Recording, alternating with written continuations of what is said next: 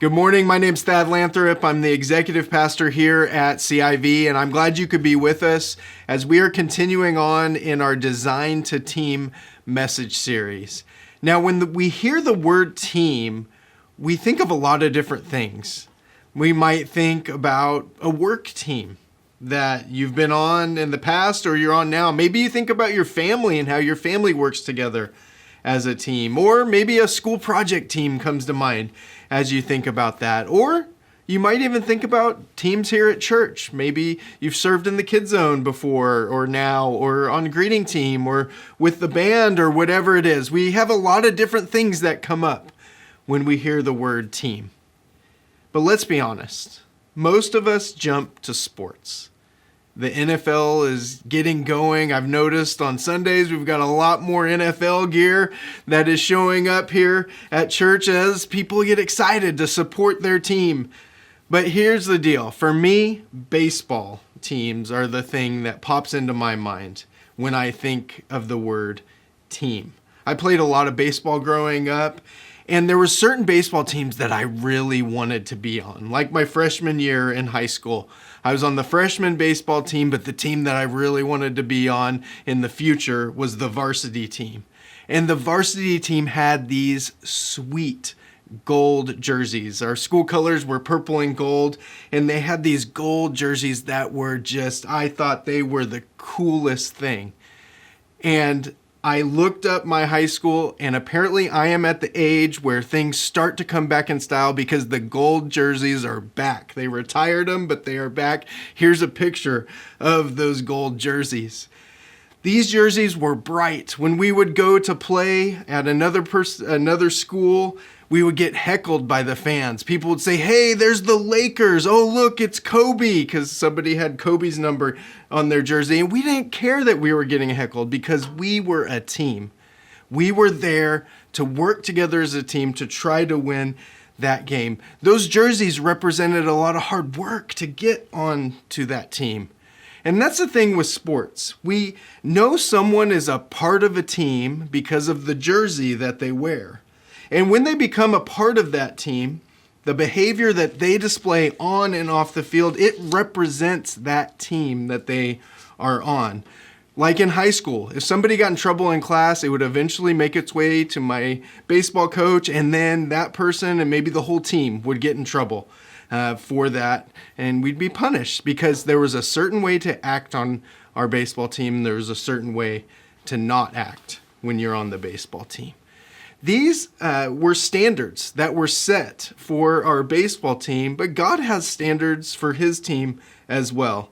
And we see what it takes to join God's team in Romans 10:9. It doesn't take a tryout and being good at something to be on God's team, but here's what it says. It says that if you confess with your mouth Jesus is Lord and believe in your heart that God raised him from the dead, you will be saved. Now, with God's team, when we say Jesus is Lord and believe that God raised him from the dead and that we are saved, these are statements and they're things that we're believing in our heart. None of these are actions that make us join a team like we would on a sports team. But the thing is that these statements aren't just words that we're saying. They are actually have this idea of faith and deeds working together. And we see this in James 2:18-19, where it says, "But someone will say, 'You have faith, I have deeds. Show me your faith without deeds, and I will show you my faith by what I do. You believe that there is one God? Good. Even the demons believe that and shudder.'" Even the demons believe that there's one God. But the thing is, demons, they don't choose to praise and serve that one God. They choose to oppose God. So they can't say with sincerity, Jesus is Lord. That statement, that is a faith and deeds statement like James described. We call this lordship. This is what we're talking about here. It's getting at a key truth of the faith. And we need to understand how this works, because this is going to be a big part of the way that we're talking about how God's team operates today. Take a look at this pie chart with me. Now, this is how we typically approach life. We have all these different areas. We've got career as a slice. We've got family, school, church, community, money, etc. And then we have Jesus as a slice as well. And then we have ourself at the center. We typically put Jesus just as a slice of the pie and ourself at the center because we think we know what is best for ourselves. In all these different areas of life, we think I will be happiest if I do what I want to do when it comes to money, or I'll be happiest if I take this new job over here or this career. We think we know what is best. But the thing is, this all changes when we confess with our mouth that Jesus is Lord. That statement removes self from the center, and it places Jesus at the center of the pie. Now we look to Jesus for how we should relate to one another. Now we look to Jesus for how we should go after our career or what jobs we should take. Now we look to Jesus for how we should spend our money. We look at the Bible for guidance and we see, oh my goodness, we should spend less than we make. We should save some money up for a rainy day. Okay, Jesus is Lord. I'm going to do that, and I'm going to trust him that my needs will be provided for, and I'll get the things that I want to spend my money on right now, but I can't because of what the Bible is saying. You see, this is a big shift. When Jesus is Lord, he becomes at the center of our life, and he starts calling the shots. He's telling us what to do. Now, here at CIV, we have a baptism that's coming up in October, and the Bible is clear that we confess that Jesus is Lord, we make Jesus the boss of our life, and then we get baptized. Now, if self is still at the center, and we're still calling the shots, then we can think of all kinds of excuses why we don't need to get baptized. We can think, I've made Jesus the Lord of my life.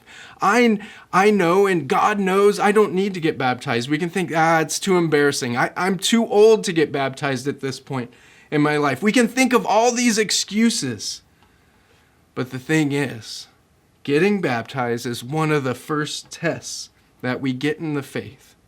The test is, are you still at the center calling the shots, or you are putting Jesus at the center? Because Jesus tells us to get baptized. Confessing that Jesus is Lord and believing that he is God's Son is where our eternity is secure. That is where we put on the jersey for God's team. We're saying, I am on God's team. He's calling the shots now. And then baptism is that deed that goes with confessing that Jesus is Lord. It's that faith and deeds, these work together like James was talking about. Baptism is letting everybody know I am on God's team now. He's at the center. He's calling the shots. I am going to do life his way and experience the blessing that comes from that. And baptism is just an amazing celebration of someone putting Jesus at the center of their life. And so I want to encourage you, if you have made Jesus the Lord of your life, but you haven't been baptized yet, sign up for our baptism overview class that we have on October 6th, where you'll get to hear what baptism is all about at CIV, who baptism is for, and then you can join us by getting baptized on October 13th. Now, we've been talking here about lordship and how faith and deeds go together. And this is all important stuff for us to really understand as we get into one of the characteristics of God's team this morning. But one of the things that we also need to understand before we get into that characteristic is that God's team represents Christ at all times. Just like my baseball team, when we were on campus or outside of practice or in practice, it didn't matter where we were representing the team. Well, God's team represents Christ at all times. Take a look at 2 Corinthians 5:20. It says, therefore we are ambassadors for Christ, God making his appeal through us. We implore you on behalf of Christ, be reconciled to God. One of the criticisms of churches in today's day and age is that it's full of hypocrites. People say, church people say one thing and they do another, but that is not what we should be doing. It's tempting for us to slide back into putting ourselves in the middle of that pie, to start calling the shots again and saying, I know what's best. It's tempting for us to be a different person on Sundays than we are the rest of the week or in our household. But part of the role of being on God's team is that we are ambassadors for Christ. Now, an ambassador for a country is defined like this. It's an official envoy. It's a diplomatic agent of the highest rank, accredited to a foreign government or a sovereign as the resident representative of his or her own government or sovereign, or appointed for a special and often temporary diplomatic assignment. That is a lot of words to say. In the political sense, an ambassador represents the interests of their country to another country. They're given this responsibility to develop relationships and to speak with that country on behalf of their own country, or to pass things up the line in their own country that are of concern in this other country. So looking at ambassador from this angle, it gives us this picture of what an ambassador for Christ looks like as well. Christ followers, they represent Christ everywhere they go. Once we confess that Jesus is Lord, we are representing Christ to all that we come in contact with.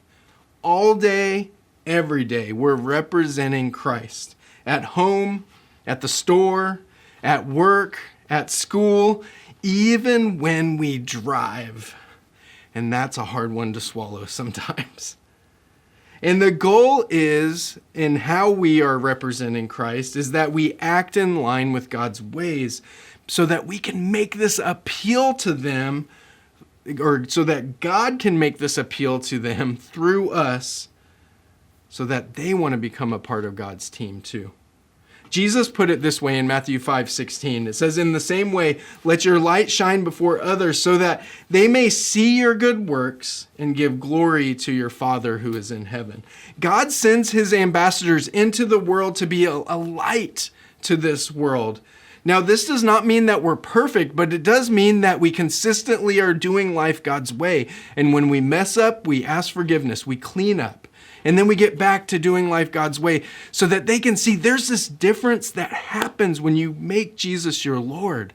There's this change that happens, and God can appeal to them through us. This week at group, one of the guys was telling us about going to Disneyland a couple days after his son turned 3 years old. Now, 3 years old's a big deal at Disneyland because that child is no longer free. So it's easy to get to the ticket booth and say, yeah, it's only 2 days. Does that really matter? I could say he's 2. It's close enough, right? I mean, that's a real temptation right there. But that's also lying. Oh, God tells us not to lie in the Ten Commandments, and we see that. Integrity comes up a lot throughout the New Testament portion of the Bible as well, and so he chose to tell the truth, and it cost him. It cost him money, but the thing is, it might have cost him money in that moment, but he preserved his integrity. And he's developing trust with his kids, with his family, that he is going to do what's right even when it hurts. Luke 16:10 says, whoever can be trusted with very little can also be trusted with much. And whoever is dishonest with very little will also be dishonest with much. You see, God is going to entrust his kingdom to the people who are honest and faithful in the seemingly insignificant things that maybe nobody will ever find out about. Now, today we are looking at a team characteristic that involves being faithful in the little and the big things. God's team is characterized by being sharp. We define sharp as alert competence and clear understanding shown in a resourceful, enthusiastic way. Now, this sounds like a lot of work, doesn't it? I mean, we need to be competent. So that means we need to be working to continue to get better and better and better at something. We also need to have a clear understanding of the mission and show that we are moving towards this in a resourceful, enthusiastic way. So why should we be sharp in what we do? Well, we're sharp because we're God's ambassadors. He wants our light to shine. And when we are sharp, then our light shines. We can appeal to others that God's way is the best way. Now, as I think of the word sharp, this image came to mind. Again, I'm a baseball guy. I like baseball. And the Yankees are known for having these dress codes that they have, and we use sharp a lot to describe how somebody dresses. With my kids, I'll say, man, you are looking sharp today. When one of my sons is dressed up or has a collared shirt on or something like that. And the Yankees are known to have these dress codes. So they want to look a certain way when you are on the Yankees. Take a look at this former Yankee player, clean cut, looking sharp. Now, take a look at one of the Yankees' rivals here, the Red Sox. Take a look at this player. Not very clean cut. I don't think you could use the word sharp to describe how he is looking. Now, take a look at these two pictures side by side. This is actually the same player, just playing for two different teams with two different standards for how they want their players to dress. Now in baseball, you can debate whether it really matters if you have a long beard or long hair or if you're clean cut or whatever it is. That's not the moral of this example. What I'm saying is that different teams have different standards. And God gives us clear standards in the Bible for what it means to be a team that is sharp, that is doing things His way. And so let's take a look at how God's team acts sharply. Here is the first thing that they do. They work hard regardless of who is watching. Colossians 3:23 and 24 says, "Whatever you do, work heartily as for the Lord and not for men, knowing that from the Lord you will receive the inheritance as your reward. You are serving the Lord Christ." Now, these verses are giving us this perspective that we need to have as we work at home or on a job or at school or here at church. The perspective is that we work for God, not for man. So it doesn't matter if our parent or our supervisor or our teacher is watching us work, because we are working to God's standard. Now, this is something that's been hard for me to really work into my life and to understand. My goal early in life was basically get by with the minimum amount of work required, especially when it came to house chores. For example, when I was growing up, I would clean do just enough of the dusting or just enough of the vacuuming, or I would think it was just enough, and then I would have to redo it over and over and over again because I'd miss a section of the carpet, or I'd miss, or I wouldn't move things off of the table before I dusted. I'd just dust around them. So I'd have to do these things over and over and over again. But somewhere around my preteen to teen years, I started to notice men that really worked hard. And I started to see this, especially one day we were at a work day that the church was putting on for an elderly couple at the church. And I saw these men who worked hard, and I was just trying to stay out of the way or just not do as much work as they were doing. But man, they worked hard. And then I noticed something else. Man, these hard workers, they also have good jobs. And I saw that there was this parallel between working hard, having a good job. And then as I got to know them more and more, what I realized was it didn't matter if anybody was watching them as they worked, because they weren't working to some standard of a person here on earth. They were working for the Lord. They were working to please their boss in heaven. They had this mindset that their supervisor, God, was always watching them work. So it didn't matter if their earthly supervisor was around. They were going to put the same amount of effort regardless of who was around and watching them. When we work like that, we can do incredible things as a church. We can accomplish the mission that God has given us in big ways. So we want to be sharp. We want to work as if for God and not for men. And then God's team also acts sharply when they responsibly carry their part of the work. Galatians 6:4-5 says, "But let each one test his own work, and then his reason to boast will be in himself alone and not in his neighbor, for each will have to bear his own load."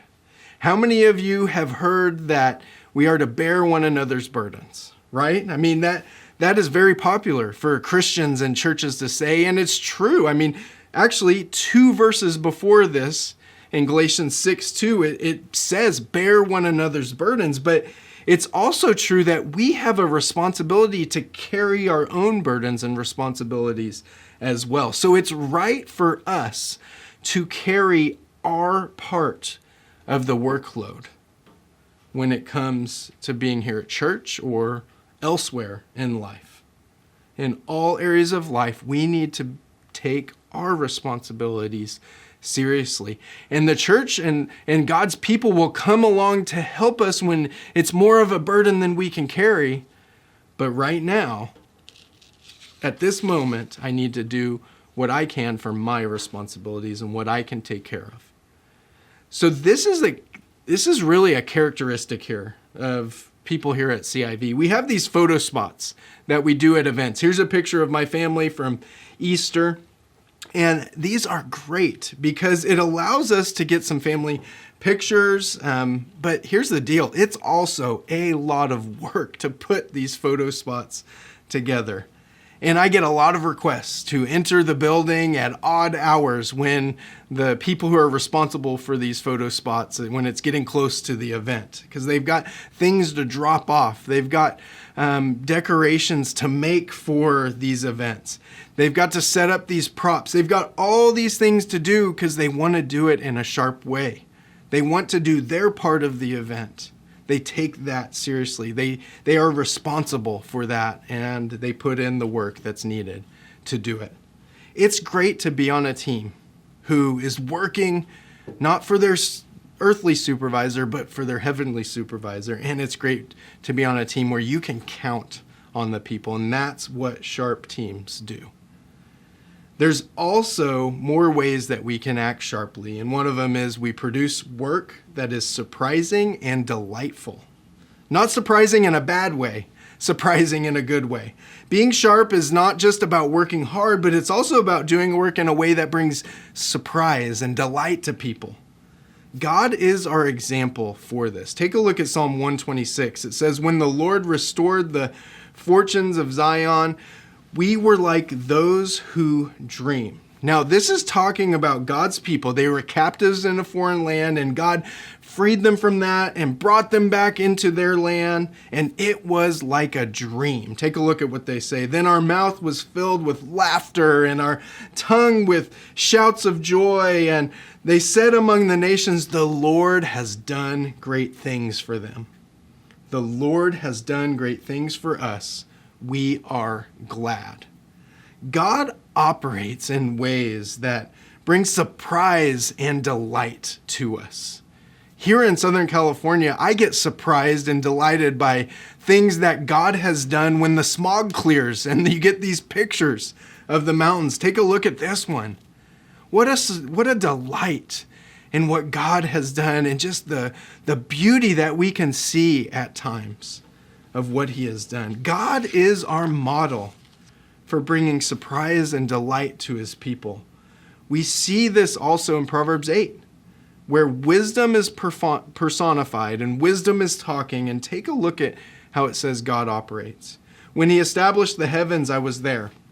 When he drew a circle in the face of the deep, then I was beside him, like a master workman, and I was daily his delight, rejoicing before him always, rejoicing in his inhabited world and delighting in the children of man."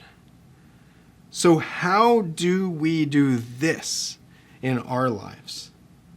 Well, we try to find ways to add delight to the work that we are doing. And what that usually involves is lots of extra work. To one, think through ideas, to brainstorm ideas with other people, and then you have to put the ideas into practice. We've really tried to do that with the building that we're in right now. Our goal was for people to come in and it to feel comfortable to them when they came to CIV. We wanted the space to feel familiar.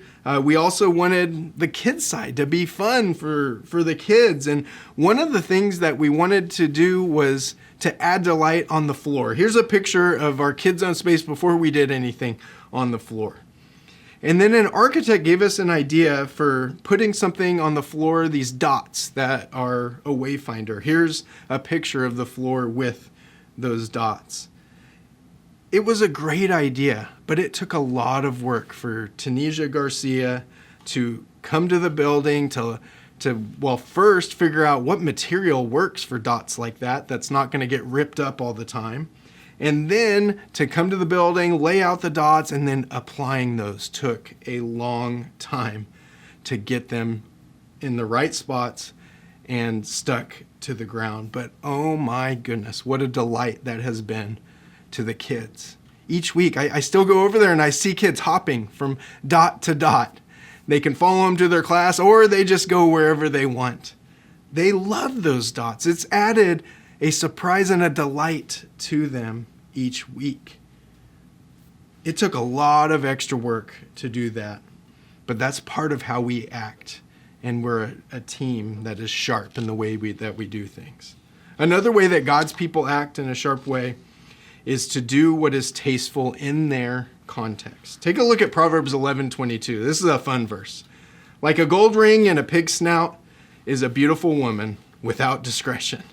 This verse is highlighting there is a time and a place for everything. A gold ring is a beautiful thing in the right context, like on a woman's finger in this picture. But oh man, does it not look right when it is in a pig's snout. Wayfinding dots, they're tasteful, they're delightful in the kids' space, but they'd look odd if we put them in the lobby where the adults come in. I wouldn't see adults hopping in on their way into church. That's an interesting visual, right? So being sharp, it considers what is appropriate and tasteful for the context that I'm currently in right now. Now, there's also a couple of cautions that I want to give you as we look at this idea of being a team that is sharp, full of people who are wanting to do sharp things. And the first caution is to stay away from comparison. 2 Corinthians 10:12 says, "Not that we dare to classify or compare ourselves with some of those who are commending themselves, but when they measure themselves by one another and compare themselves with one another, they are without understanding." This verse says comparing ourselves to one another is without understanding. Basically, it's dumb for us to compare ourselves with others. But it's so easy to do. Especially when we're focused, we want to do the sharp thing. We want to do the best thing for our church. And so we start to look around. What are other churches doing? And, oh, wow, they're doing it so well. We want to do that. Or, oh, we think, oh, we can do that better than them. We can one-up them. It becomes a competition instead of just how can we do the best thing for our church in our specific context and situation. We can think, oh, that church has a donut wall. I think we should have a donut wall. Or we see other churches and we're like, well, they have donuts every week. We only have donuts on when we have new message series. Why don't we have donuts all the time? We can just start comparing and comparing and comparing. Or we can go to somebody's house and think, oh my goodness, wow, they have a great house. It is decorated so well. We think, my house needs to be like that. If I'm going to be sharp like they're sharp, then I need to be able to decorate my house in the ways that they have decorated. It's just so easy to get in comparison, whether it's as a church or individually in different ways. The thing is, donut wall's great. I'm so glad that they could have a donut wall. But we don't have anywhere to store a donut wall, so we don't have one. And we have other ways that we can do donuts.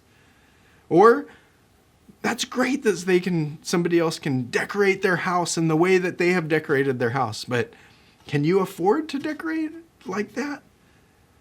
You see, we can't compare in a way that is going to make us to want what somebody else has, or a way that's going to cause trouble in our context and what we're trying to do.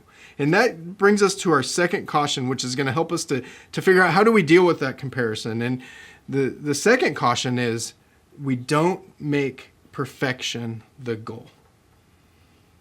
Other churches might be able to do more than we can because they have more resources. Others can't do as much as we can because they don't have as much, but they're still being faithful to what God has called them to do, whether we can do more or less, or we can do more or less, depending on our situation.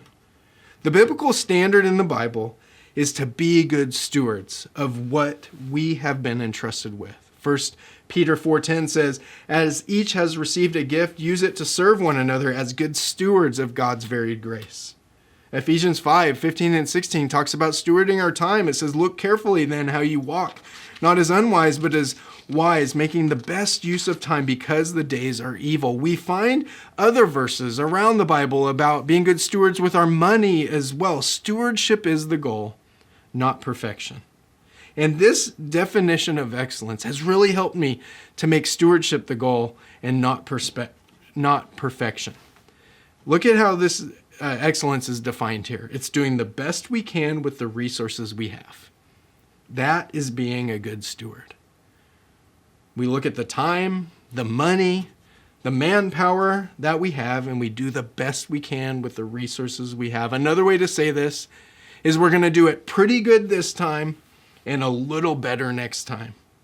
Striving for perfection is how we can burn ourselves out. We'll work and work and work, and then we'll drive the people around us who are on our team to work and work and work until we're all exhausted and we can't work anymore. So we do things pretty good this time, a little bit better next time, and we continue to improve and improve and improve on things. And if our resources change, then we have to adjust. And that can be hard sometimes because we can't do as much as we were doing before. Now, one of the ways that I've seen this happen at our church is through our events team and the new message series, Donut and Bagel Days. Now, if I was in charge of those days, it would look like this. Pink donut box. All right, everybody, grab your donuts. All right? Okay, we're good. Fortunately, I am not in charge of making it a surprise and a delight for people when they come in. Our donut days have looked like this. And this is done very tasteful. It's nice. Here's another picture of a donut day. It's a delight. And then over time, the events team has made adjustments. They've done it differently. It's looked like this at times, and then it looks differently even now than when those pictures were taken. We just try to improve here and there. Pretty good this time, a little bit better next time, and it takes a lot of work to do that. And we're grateful for them doing that and making it a delight and a surprise for us, doing it in a sharp way than just Thad's pink box thrown out on the table for everybody to grab. Being sharp, it means that we do things well. We do it the best we can, but it's not going to be perfect. And that's okay. It helps us to remember that we're not striving for perfection. We're looking for excellence. So let's recap what we have talked about by looking at the profile of a sharp team member. We see that a sharp team member is a hard worker. They're also responsible. They're dependable. They can be counted on to get the job done. They do surprisingly delightful work. They're tasteful in any given context. A sharp team member is also one that accomplishes the task with excellence, not perfection. Imagine how much delight and how much you would get done if you were on a team full of people who were sharp. Well, we can do that here at CIV. We can all be the types of teammates that God is talking about here with his help. And then we can be ambassadors for Christ by taking what we learn about how God has shown us to work out into all other areas of life. God can appeal through us to others to say, why don't you join my team as well? So let's set out to do that as a church. Each week we have next steps that you can take in response to the message.